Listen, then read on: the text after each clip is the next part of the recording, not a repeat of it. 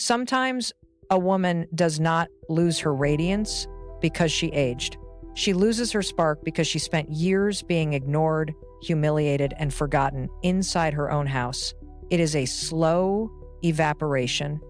It begins with a silence that is never filled, a question that goes unanswered, and a presence that stops being acknowledged by the people who share the same table. Walls become colder. The air grows stale with the weight of unsaid things. She walks through rooms where her movements no longer draw a glance. She speaks, and the sound of her voice hits a wall of indifference before it even reaches the ears of those she provides for. This is not the wear of time. This is the erosion of self, a systematic dismantling of the individual until there is nothing left but a ghost haunting her own kitchen. She becomes a fixture, a shadow that moves, cleans, and waits. When you stop being seen by the people you love, you eventually stop seeing yourself in the reflection of the glass. Today, we peel back the layers of that silence to see where the light actually goes. The woman in the center of this silence is Sandra. For years, she moved through her house like a guest who had overstayed her welcome. She stopped looking at the glass panels in the hallway. She avoided the bathroom mirror. Reflection had become a confrontation she was not prepared to win. But the erosion eventually hit a floor. One Tuesday, the house was empty. The lights were dimmed to save energy, and she stood before the vanity in the master suite. She leaned in, gripping the edges of the porcelain sink until her knuckles turned white. She forced her eyes upward, meeting her own gaze for the first time in a decade. She searched for the person who used to exist before the silence took hold. She traced the lines around her mouth, not to count the years, but to see if the person beneath was still breathing. It was a terrifying act of reclamation. She had to look at the wreckage of her own identity to understand exactly how much had been lost. She was not just staring at a face. She was calculating the cost of her own absence. She stood there, unblinking, waiting for the woman in the reflection to answer back. To understand the woman in the mirror, you must look back to Italy, 2 decades earlier. The air was different then. It was thick with the scent of salt and the pulse of drums. At 22, Sandra did not move like a shadow. She moved like a fire. She stood on stages that vibrated under the weight of her rhythm. Every step she took was deliberate, sharp, and perfectly timed to the beat. She owned the space around her. When she danced, her entire body became an instrument of pure energy. She leaned into the music, her hands carving patterns in the air, her feet striking the floor with a force that demanded attention from every corner of the room. She was electric. She did not wait for approval. She commanded the room to watch her. She was a force of nature, untethered and entirely in control of her own momentum. The stage was her domain, and she moved across it with the confidence of someone who knew exactly who she was. There was no silence in her life then, only the constant driving sound of a woman who was fully, undeniably alive. The energy that ignited the stage didn't vanish when the music stopped. It simply shifted into a different kind of discipline. Every morning, Sandra accounted for every cent she earned. She kept a small ledger, recording hours worked and currency converted. She lived on the bare minimum, a cup of coffee, simple meals, nothing more. Her target was always thousands of miles away across the ocean in Brazil. She visited the local wire office twice a month, standing in line with her pay envelope clutched in her hand. She watched the clerk process the transfer, verifying the destination name and the exact amount with sharp, focused eyes. When the receipt was stamped, she folded it into her wallet and walked out into the street. She was not just dancing for herself. She was the architect of her family's stability. She worked 7 days a week, picking up extra shifts whenever the clubs offered them. She turned down invitations to dinners and weekend trips to keep her savings growing. She was smart, she was calculating, and she was entirely committed to the goal. She built her own life, brick by brick, ensuring that every drop of sweat she poured out resulted in security for those she left behind. The routine was as predictable as the tide. Every Tuesday, Sandra walked the same route from the bank to the bustling city plaza. The streets were narrow, packed with commuters and vendors shouting their prices. She navigated the throng with her usual efficiency, eyes fixed forward. Then, the flow of people stalled. A delivery cart had overturned, blocking the narrow path. Sandra stopped, sighing at the delay, and adjusted the weight of her bag. That was when he appeared. A man in a crisp, dark uniform pushed through the crowd, helping the cart driver clear the debris. He moved with a practiced, authoritative grace. When the path opened, he turned and caught her gaze. He smiled, not a flicker of interest, but a steady, deliberate expression of warmth. He tipped his cap, apologized for the obstruction, and walked beside her for a block. He spoke of the city, of the heat, and of the hidden quiet spots away from the noise. He was polite, articulate, and carried himself with a confidence that mirrored her own. For the first time in years, Sandra slowed her pace. She listened. She didn't know it yet, but the trajectory of her life had just pivoted on a crowded street corner in the middle of a Tuesday afternoon. The early weeks passed in a blur of dinners and long walks. Paulo was a constant presence, always arriving with a story about his day or a critique of the city. But the tone of their conversations began to shift. He stopped talking about the work he did and started talking about the work he hated.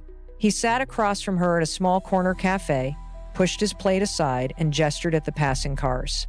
He spoke of his exhaustion with the rank-and-file life, the stagnant pay, and the glass ceilings that kept men like him trapped in place. He leaned in, his voice dropping to a low, intense register. He talked about potential, about market gaps, and about the massive untapped demand for luxury watches. He didn't just want to participate in the economy, he wanted to dominate it. He looked at Sandra not with affection, but with a sudden, sharp calculation. He told her that he had the vision, the connections, and the drive, but he lacked the capital to break free. He painted a picture of a life beyond the city, a life of influence and control. He was selling her a dream, and with every word, he positioned her as the final piece of his plan. He was not looking for a partner to share a life. He was looking for the fuel to launch his own. The proposal sat on the kitchen table between them, a dense folder of projections and market charts. Paulo laid it out with surgical precision. He spoke of profit margins, of supply chains in Asia, and of the exact moment they would leave their current lives behind. Sandra listened, her hands folded tightly in her lap. She thought of the long shifts in the studio, the years of sending every spare cent across the ocean, and the slow accumulation of a future she had built for herself. It was 25,000 euros. It was her safety net. It was her freedom. Paulo watched her, his expression a perfect mask of earnest ambition. He reached across the table, covering her hand with his, and whispered that this was their only window. He needed her belief. He needed her to be the partner who made the impossible happen. Sandra looked at the numbers, then up at his steady eyes. She didn't see the risk. She saw a shared destiny. She stood up, walked to the drawer, and pulled out the account documents. She signed the transfer form with a firm hand. In that single quiet moment, she emptied her accounts and handed over the foundation of her entire life to him, believing she was building a home, never realizing she was building his exit ramp. The response was immediate. Within weeks, the first batch of inventory sold out through online pre-orders. Paulo spent his days pacing the office, his phone pressed to his ear, orchestrating supply chains that spanned 3 continents. The business grew with a terrifying, kinetic energy. What started as a folder of charts on a kitchen table turned into warehouses, distribution hubs, and a brand name that began appearing in high-end storefronts. They moved into a sprawling house. Staff arrived to manage the logistics. The bank accounts that had been emptied were suddenly overflowing with returns. Every morning brought new reports of expansion, new contracts in Asia, and the steady hum of a machine that never stopped. Paulo was constantly in motion, flying between time zones, his schedule a blur of board meetings and investor dinners. Sandra watched from the sidelines as their lives underwent a violent transformation. They were no longer struggling. They were architects of a small empire. The dream had not just worked, it had consumed everything else in its path. Yet, as the capital swelled and the brand name solidified, the space between them widened. The success was absolute, but the foundation of their partnership began to show hairline fractures that no amount of money could repair. The money did not bring them closer. It acted like a wedge. Paulo returned from his trips with the air of a man who owned the world, and he expected the household to reflect that newfound status. One evening, Sandra approached him with a question about the latest expansion into Tokyo. She wanted to be involved, to understand the mechanics of the empire she had helped fund. Paulo did not look up from his ledger. He waved a hand toward the kitchen dismissively and asked about the state of the pantry. The question landed like a physical blow. He did not see a co-founder anymore. He saw a domestic manager. When she tried to press the point, he stood up, walked to the window, and stared out at the property as if she were not even in the room. He began to assign her tasks that had nothing to do with their shared vision. He wanted the house kept in a specific way, the guests entertained on command, and his personal schedule cleared of any domestic friction. The partnership was dead. In its place, a rigid hierarchy emerged. Sandra found herself managing the staff and the household logistics, while Paulo occupied the office, treating her presence as a functional utility rather than a human connection. The transformation of the household was complete. Paulo moved through the halls with the precision of a stranger, his presence leaving a chill in the air that lingered long after he turned a corner. He stopped acknowledging her when he entered a room. If she spoke, he would often wait 3 full seconds before answering, as if her voice were an interruption to his private thoughts. One morning at breakfast, she set his coffee down beside his tablet. He did not look up. He did not say thank you. He reached for the cup with his left hand while his right continued to scroll, his gaze fixed entirely on the screen. The silence was not peaceful. It was heavy, suffocating, and deliberate. He had turned into a man who treated his home like a hotel and his wife like a fixture of the decor. When their eyes finally met by chance in the hallway, he looked through her, his expression vacant and devoid of the warmth that had once defined their early years. He was no longer the man who had asked for her support or her trust. He had become a wall of arrogance, an impenetrable barrier that made every shared moment feel like a negotiation for his attention. He was present in body, but his mind had retreated into a fortress of his own making, leaving her to navigate the hollow space he left behind. The silence in the home soon gave way to something sharper. Paulo no longer confined his disdain to private moments. He brought it to the dinner table. One evening, as their 2 sons sat across from them, Sandra attempted to guide the conversation toward the boys' school progress. Before she could finish her sentence, Paulo cut her off with a sharp, dismissive wave of his hand. He turned to the boys and audibly mocked her concern, labeling her questions as trivial and her intellect as stagnant. The boys went rigid, eyes darting between their parents, their forks frozen halfway to their mouths. Paulo did not stop there. He continued to dissect her character, listing her perceived failures as if she were a faulty employee being reviewed in a boardroom. He spoke of her as if she were not present, using a tone of cold, calculated superiority that stripped away her dignity in the presence of their children. Sandra felt the heat rise to her cheeks, but she remained silent, her hands gripping the edge of the table until her knuckles went white. He wasn't just dismissing her. He was dismantling her authority as a mother. By the time he finished his meal and stood to leave, the atmosphere was thick with a new, jagged tension. The boys looked down at their plates, avoiding her gaze, while the weight of his words settled into the air like lead. The house was a vast, echoing museum of things she no longer recognized as hers. Marble floors chilled her feet, and the high ceilings seemed to swallow the sound of her own breathing. She walked through the grand parlor, touching the velvet of the sofa, but the fabric felt distant, like something in a photograph. She tried to move a vase of flowers to catch the afternoon light, but the stems felt brittle and dead in her hands. She set it back exactly where it had been. Everything was perfectly placed, perfectly polished, and perfectly empty. She caught her reflection in a floor-to-ceiling mirror and barely recognized the silhouette. The woman in the glass looked like a visitor, not the mistress of the estate. She stopped brushing her hair because there was no one left to look at it. She stopped choosing her clothes because there was nowhere left to go. She spent entire afternoons standing by the window, watching the gardeners work, feeling as though she were watching a life she had long ago surrendered. The weight of the gold and the stone pressed down on her, turning the mansion into a gilded cage.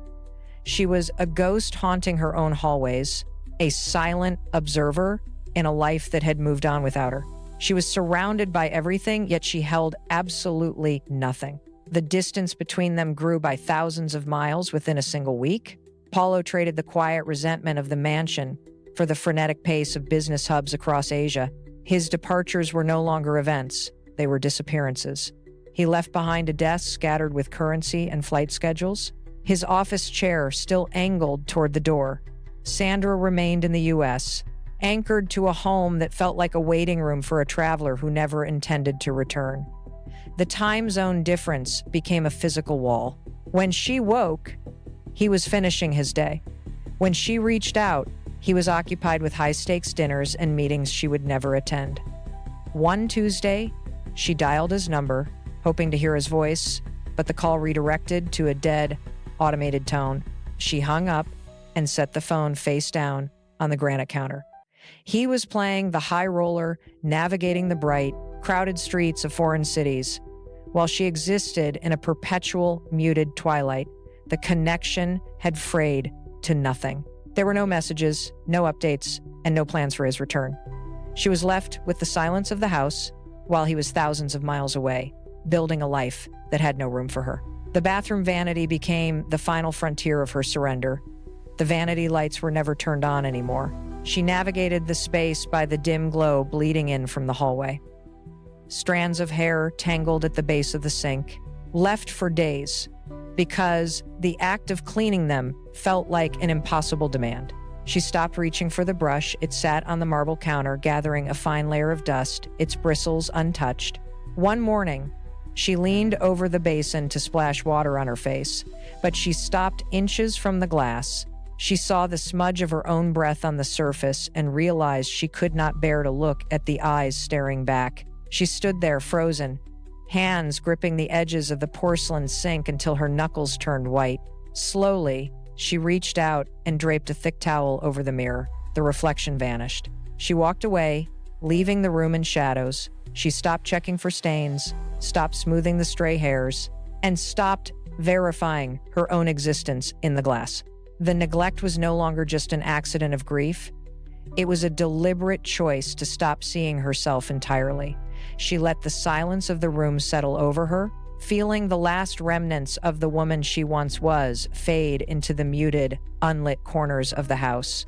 The mansion grew cavernous, a vast expanse of marble and cold glass that Sandra navigated like a ghost. Where she once moved with the rhythm of a samba dancer, she now stepped with a heavy, mechanical gait, avoiding the center of the rooms. She did not create space, she receded into it. One afternoon, while dusting a shelf, her hand brushed against a framed photograph from her time in Italy. The woman in the frame was electric, head tilted back, mid-motion, captured in a burst of kinetic energy. Sandra stared at the image for a long heartbeat, her fingers trembling against the glass frame, before she turned the picture face down. The contrast was a blade. She sat on the edge of the sofa, watching dust motes drift through a shaft of light, feeling nothing, no spark, no drive, no desire to move. She had become a shell, a hollow vessel drifting through a life that belonged to someone else. She stopped speaking even to herself, finding that words were unnecessary when there was no one left to hear them. The vibrant woman had been replaced by a shadow, a presence that made no sound and claimed no territory, waiting for the days to simply run their course. Paulo was rarely home, his presence reduced to the lingering scent of cologne in the hallway and the silence of his locked office.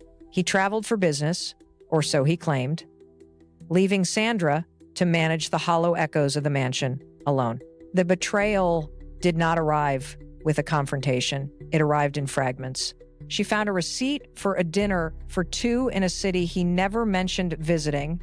She saw a notification flash on his phone, a name she did not recognize, accompanied by a string of messages that left no room for doubt. He was not just working, he was building a life that had no place for her. He filled his days with new faces, new laughter, and new attention, while she remained tethered to the house like a forgotten relic. She sat in the dark for hours, listening to the chime of her phone that never brought news of his return. He had effectively erased her, replacing the woman he once knew with a series of temporary distractions. She felt the impact of his absence not as a lack of company, but as a deliberate discarding.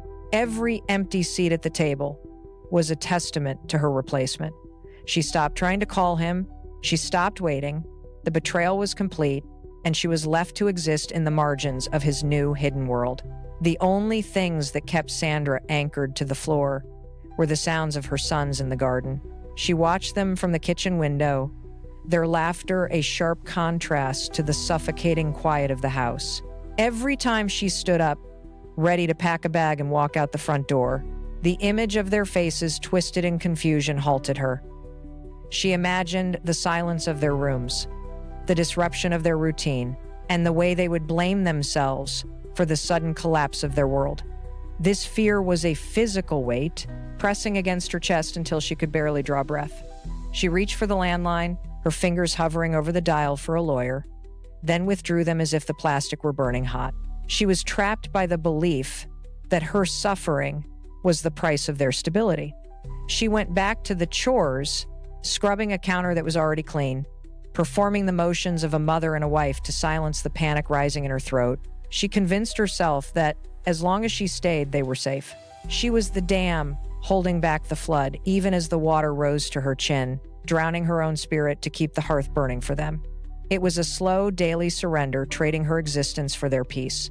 The trip to Italy was meant to be a simple distraction, a temporary escape from the suffocating walls of the mansion.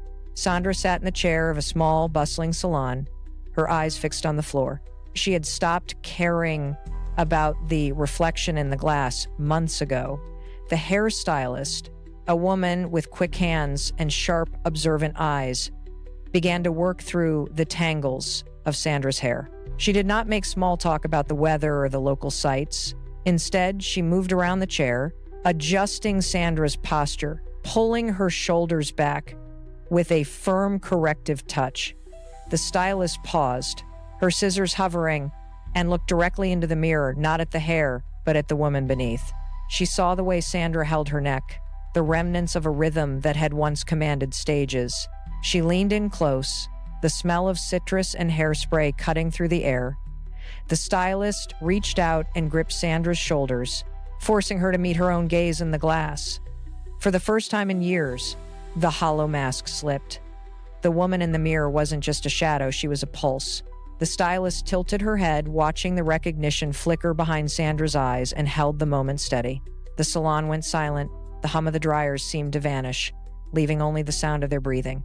The stylist did not let go. She leaned closer, her fingers digging into the muscle of Sandra's shoulders, grounding her to the chair. She did not ask about the trip or the marriage. She spoke directly to the ghost in the mirror. "Why are you letting them kill you?" The words were not a suggestion. They were an accusation. They hit Sandra like a physical blow to the stomach, knocking the air from her lungs. The reflection in the glass suddenly felt dangerous. Sandra tried to look away, but the stylist's grip tightened, demanding an answer that was not there. The question echoed against the walls, stripped of all pretense, raw and undeniable. Sandra's hands gripped the armrests of the chair, her knuckles turning white. The numbness that had protected her for a decade began to fracture. She felt a sudden, sharp ache in her chest, not of sorrow, but of recognition. The reality of her own erasure was no longer a theory, it was a staring contest with her own survival.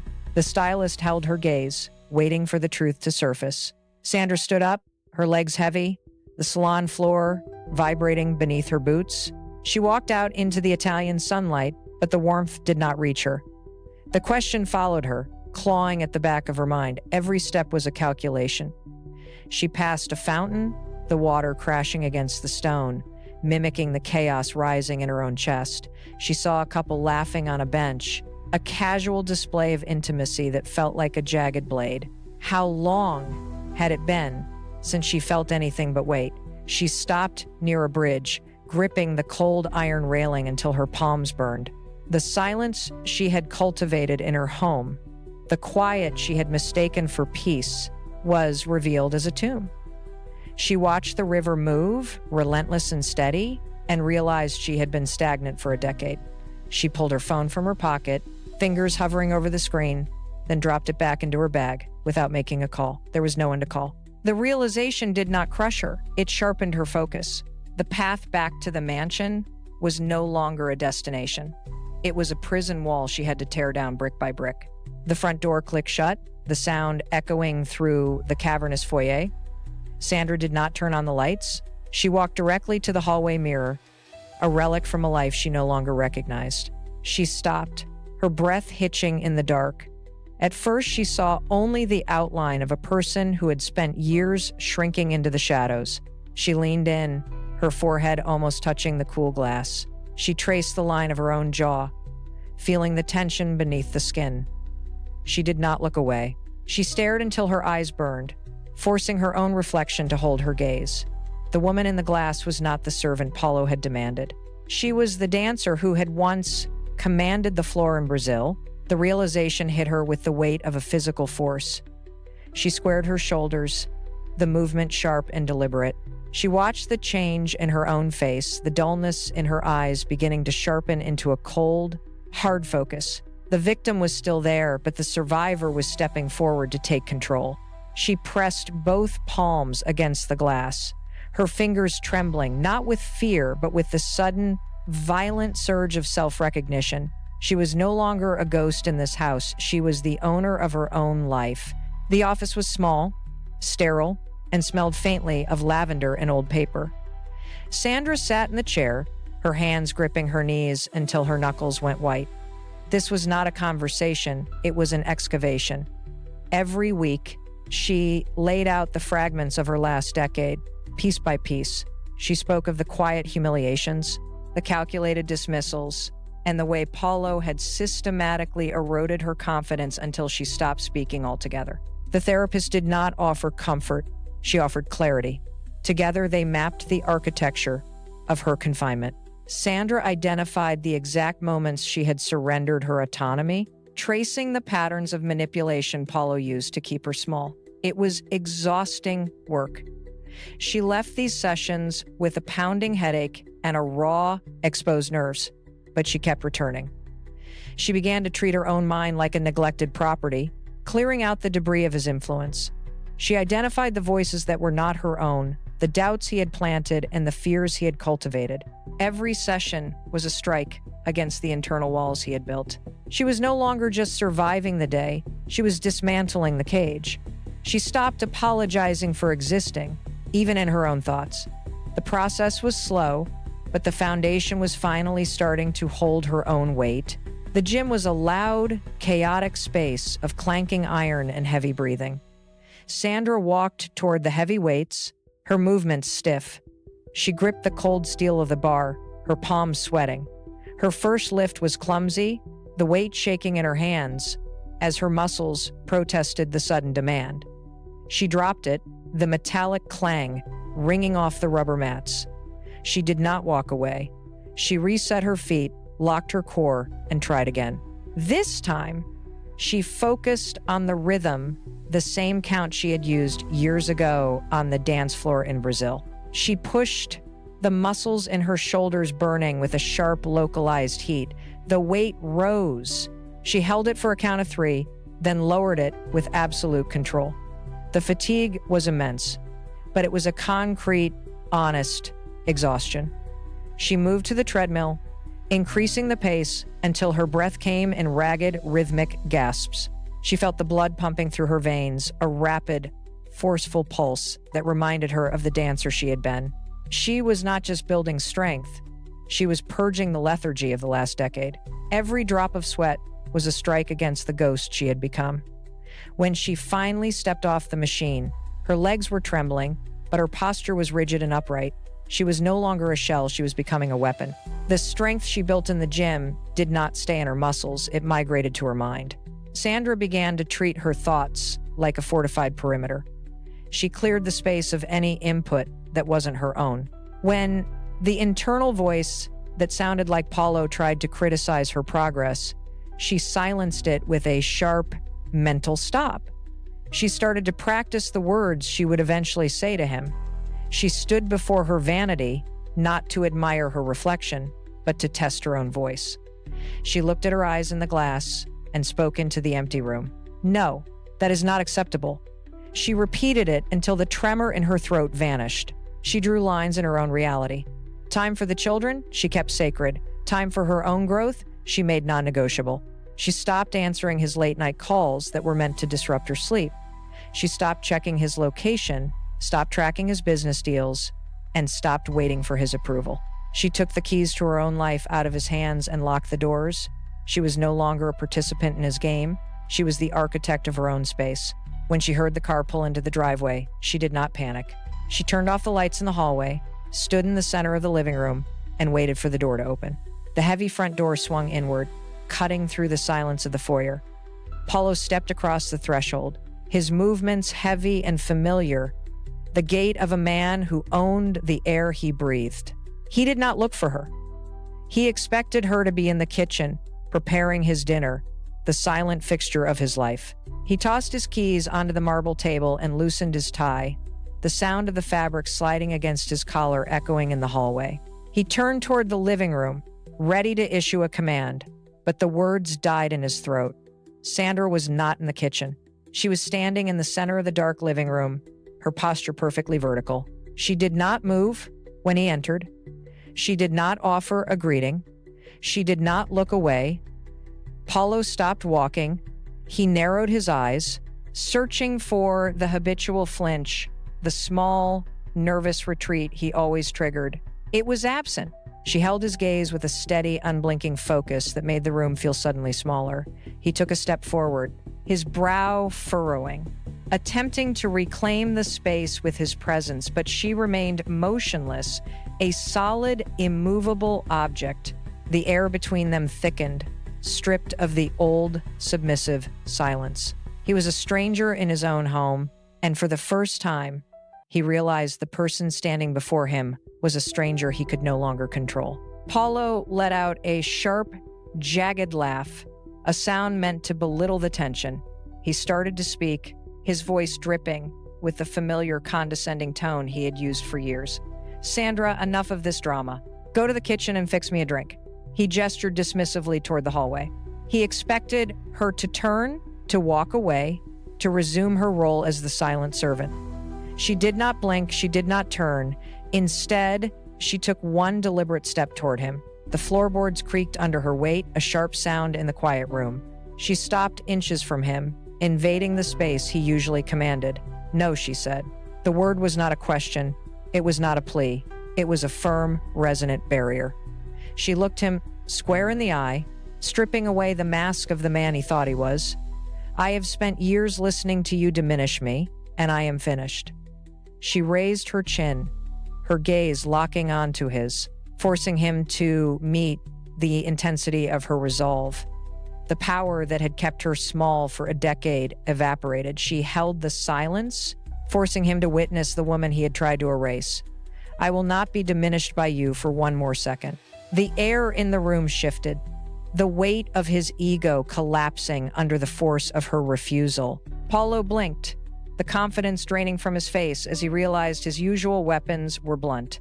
He shifted his weight, his hands twitching at his sides, looking for a way to regain the lead. He tried to laugh again, but the sound was thin, brittle. "You think you can just change?" he muttered, his voice rising in pitch. He paced a tight, frantic circle around the foyer, his eyes darting to her, searching for the crack in her armor. He pointed a finger, his jaw tight, trying to find a flaw in how she stood, how she held her head. But there was nothing to tear down. She did not flinch. She did not apologize. She simply watched him unravel. He stopped, chest heaving, his face flushing with the realization that the woman he had relied on to inflate his own ego was gone. "You look different," he spat, a desperate attempt to deflect the shame. Sandra smiled, a slow, calm expression that held no malice, only finality. "I am not dressing for you, Paulo," she said, her voice steady and clear. "I am not existing for you. I reclaim my own life." She stepped back, creating a distance that he could no longer cross. The panic in his eyes was absolute. He was a man holding a leash attached to nothing. Look closely at the scene that just unfolded. It is not just about a marriage ending. It is a mirror held up to your own life. How many of you have spent years waiting for someone else to validate your worth? How many of you have shrunk your dreams, silenced your voice, and dimmed your light just to keep the peace in a house that feels like a cage? You are not a background character in your own story. You are the lead. When you let someone else write your script, you become a ghost in your own home. You have been waiting for permission to be happy, waiting for the person who broke you to finally see your value. Stop waiting. That permission is not theirs to give. It is yours to claim. Every day you stay in the shadows is a day you give away. You have the power to step into the light, to define your own boundaries, and to move toward a version of yourself that commands respect. You are the only one who can pull yourself out of the dark. Your life is waiting for you to take the center stage. Stop settling for the crumbs of someone else's approval. You are the protagonist. Act like it. Sandra did not just regain her physical vitality, she reclaimed the core of her being. For years, she had been a hollow vessel, carrying the weight of someone else's expectations. But the moment she looked into that mirror, the shell cracked and the person underneath stepped out. She found her soul again in the quiet spaces of her own mind. She learned that beauty is not a reflection of youth or a product of external approval. It is the steady, unyielding resolve of a person who has finally stopped compromising. You must understand this truth. You cannot wait for the person who damaged your spirit to be the one who repairs it. That is a trap. You are the architect of your own restoration. Stop asking for permission to exist. Stop begging for validation from those who have already shown they cannot offer it. Sandra proved that the change starts with a single, uncompromising decision. Decide today that you are worth more than the crumbs you have been settling for. Your soul is not for sale, and your light is not something to be managed by someone else. Take the lead, own your narrative, and reclaim what was yours all along. Now we reach the final turning point of Sandra's journey. It raises a question that demands your honest answer. Was Sandra right to endure those years of isolation for the sake of her children, or did she lose precious time that can never be reclaimed? It is a heavy trade-off, and there is no easy path when you are caught between a duty to your family and the survival of your own spirit. Think about the cost of that silence. Think about what you would do if the clock were ticking on your own life. Drop a comment below and let me know where you stand on this. Do you believe she did the right thing? Or was the price of her loyalty too high? I want to hear your perspective. Don't forget to subscribe and hit the bell icon so you never miss a new story. There is another video waiting for you on the card above right now.